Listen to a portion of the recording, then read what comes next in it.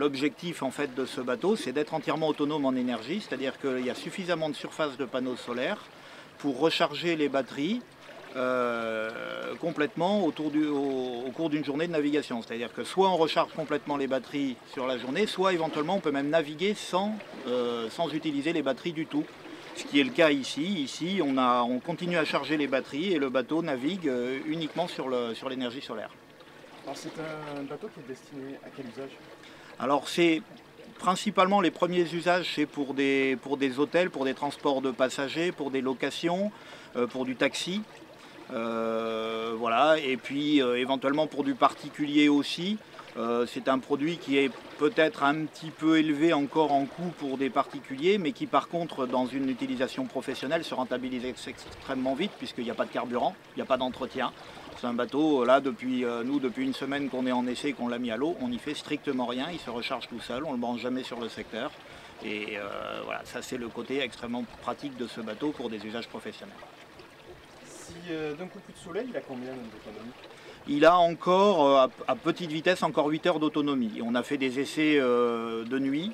On a navigué 3 heures et on n'avait quasiment pas impacté les batteries. On a laissé le bateau à quai et le lendemain matin, simplement avec le soleil du matin, il était rechargé pour la sortie suivante.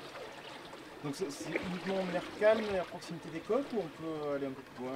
Oui, alors actuellement ça reste un petit bateau, c'est un bateau qui fait 5 mètres de long, donc ça reste un bateau qui est classé en catégorie C en norme européenne, c'est-à-dire qu'on accepte de la navigation côtière, un petit peu de vagues, mais on n'est pas sur de la haute mer, sur des bateaux qui restent petits encore aujourd'hui.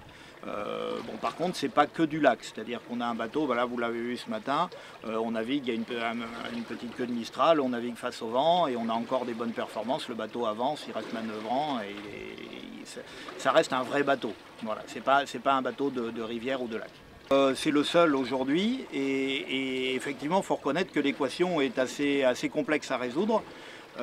Parce que il faut à la fois avoir un écoulement hydrodynamique le plus propre possible pour avoir le moins de consommation possible au niveau des moteurs, trouver les bons moteurs, trouver les bons panneaux solaires, arriver à gagner un maximum de poids parce que les panneaux solaires ça pèse lourd aussi, donc il faut équilibrer tout ça, il faut aussi satisfaire aux conditions de stabilité.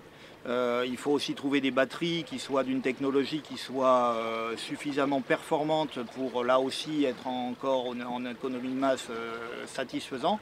Et tout ça en restant dans des coûts qui sont acceptables pour une production, une vente en public.